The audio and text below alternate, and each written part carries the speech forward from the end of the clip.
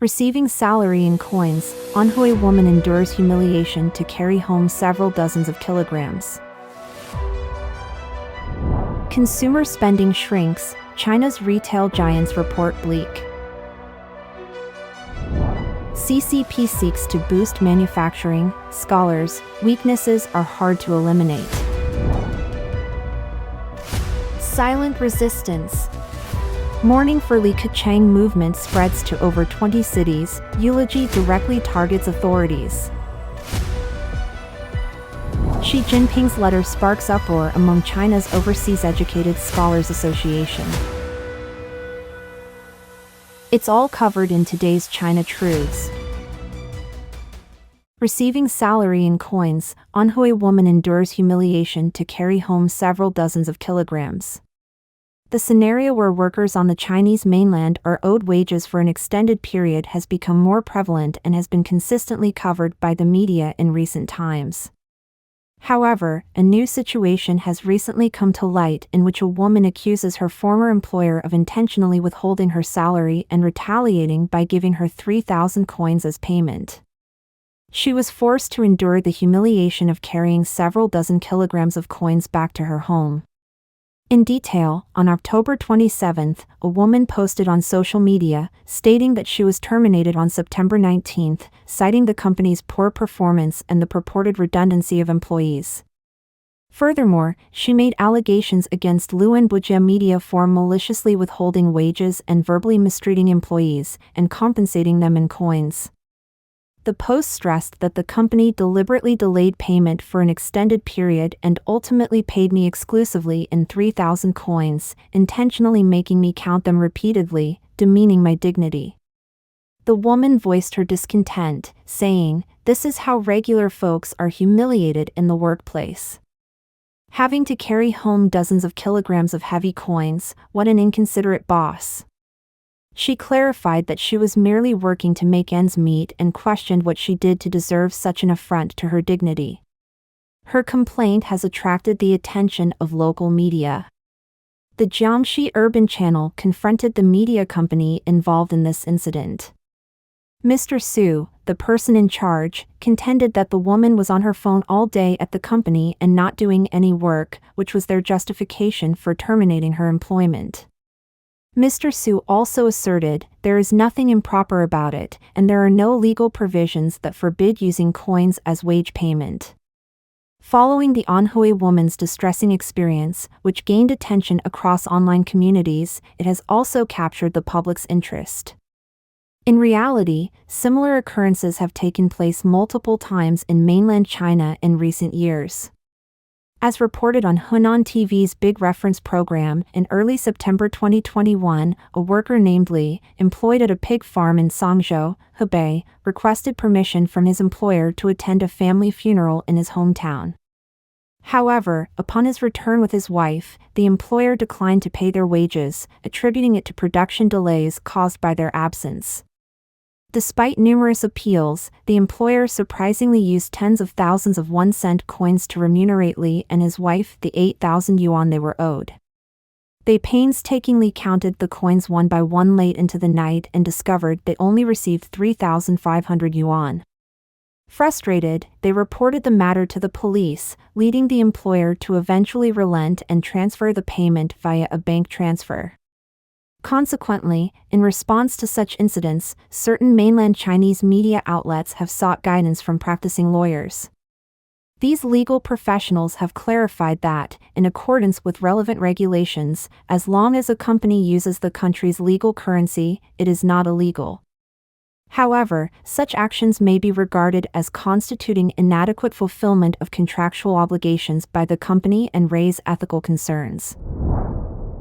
Consumer spending shrinks, China's retail giants report bleak performance.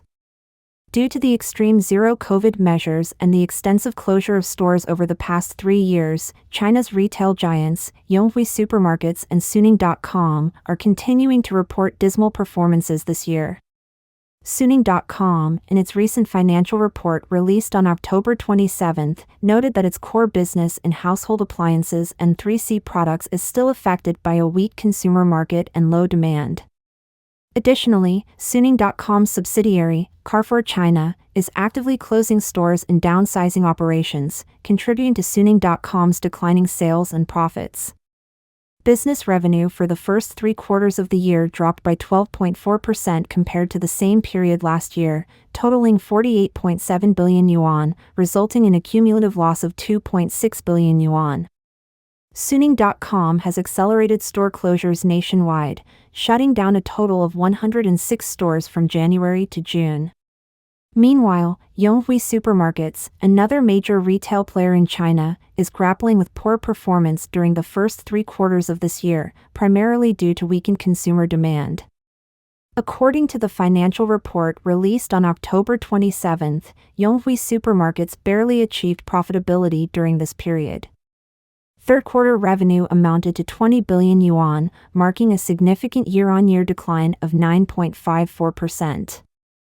The company reported a loss of 320 million yuan, making it even more challenging for Anhui Supermarkets to return to profitability for the entire year. Sustained losses have led to the closure of 387 stores nationwide over the past 3 years, as of August 23 last year. Despite the complete relaxation of epidemic control measures 10 months ago, retail consumer demand in China has not exhibited notable signs of recovery. Several media outlets have reported that even traditionally strong consumer groups, such as young consumers, are now tightening their budgets and seeking more budget-friendly, slightly lower-quality products. According to political commentator Qin Shi, data from the National Bureau of Statistics reveals a substantial contraction in general personal consumption expenditure in the country, with a year-on-year increment of 2.18 trillion yuan, approximately $297.9 billion for the first 3 quarters of this year, nearly half of the increment from the same period in 2021. CCP seeks to boost manufacturing. Scholars, weaknesses are hard to eliminate. In the face of a struggling economic landscape, the leader of the CCP, Xi Jinping, has once again sent a strong signal about the country's commitment to openness. She recently introduced a set of 8 actions at the Belt and Road Forum, one of which involves the comprehensive removal of restrictions on foreign investment access in the manufacturing sector, signifying the government's efforts to rejuvenate the manufacturing industry. Beyond the goal of revitalizing manufacturing, the Chinese government aims to particularly focus on high-end manufacturing to achieve an ambition of self-reliance in technology. Given the restrictions imposed by the United States and its allies on China's access to high-tech products and production technologies, Xi Jinping emphasized at the beginning of the year that the country will vigorously support the development of high-end manufacturing. However, despite the historical successes of China's manufacturing sector, it has persistently suffered from being big but not technologically strong. Many critical technologies, large-scale equipment, core components, and crucial foundational elements have remained dependent on imports. For instance, in the case of semiconductors, the government has mounted several attempts to attain self-sufficiency, but the domestic chip industry in China is still underdeveloped, plagued by instances of corruption and mismanagement of state investments. Mr. David J. Wong, the American economist, gave his analysis that China has sometimes overestimated itself in the past, considering its role in the global supply chain, particularly in packaging and processing, as equivalent to self-sufficiency. This occasionally led to overconfidence and bias, where it overly optimistically believed in its self-sustained production capabilities. However, we're currently in an era of multinational cooperation. In the wake of globalization, all cutting-edge, top-tier product technologies involve multinational collaboration. It's not something any single country can independently achieve. This is the first weakness of China. Secondly, Mr. Wang highlighted systemic issues in China that hinder the development of the manufacturing industry. In detail, officials may lack the necessary expertise sometimes because their promotion is driven by loyalty or specific promotion systems. Thirdly, many technologies demand significant time and financial resources for development. However, many companies or even the nation itself prioritize rapid results. They aim to commence production within 2 to 3 years, or even within a short time frame. This sense of urgency, deviating from economic and developmental norms, makes it challenging for some domestic manufacturing industries in China to commit to serious research. Additionally, the significant investment from the entire nation, along with the varying competence levels of officials, can easily result in wastefulness, extravagance, and corruption. According to Davy J. Wong, the legal system is also lacking, as China's protection of intellectual property rights falls short. When you're involved in scientific research, others are quick to imitate. When you consider all these factors, it's clear that China still has a long way to go if it truly intends to become a strong player in fields such as chip manufacturing, as well as other areas like medicine and space. In 2015, the State Council of the CCP introduced Made in China 2025.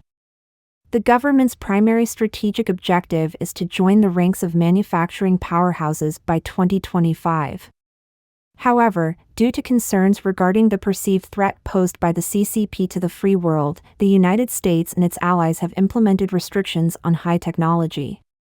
This makes it even more challenging for China to progress in high-end industrial sectors, thereby exacerbating the issue of being big but not technologically strong.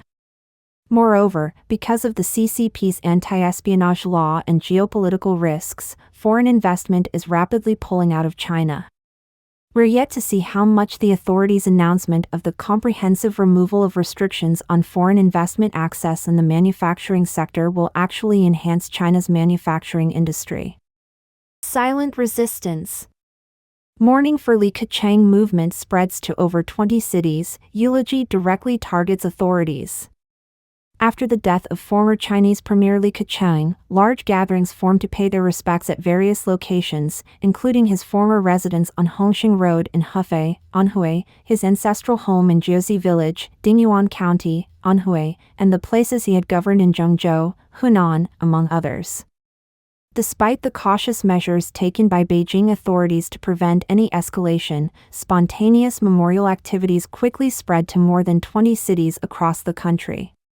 Online videos capture the scene of Hongxing Road in Hefei, once adorned with flowers, now filled with people on October 29th, all shouting together, "Premier, have a safe journey." On the 29th, during a marathon in Zhengzhou, some participants held up flags in memory of Li Keqiang, while others carried his portrait as they participated in the race, symbolizing their wish to take him for another walk on the streets of Zhengzhou. On the evening of the 29th, at the memorial site in Qianxi Square, Zhengzhou, some individuals left messages like, "People are taking action, and the heavens are watching. The bastards will eventually be gone. Democracy, freedom, the rule of law, and prosperity will ultimately be achieved, and centralized dictatorship will be consigned to the dustbin of history." Additionally, grassroots memorial activities have rapidly spread to more than 20 cities across the country.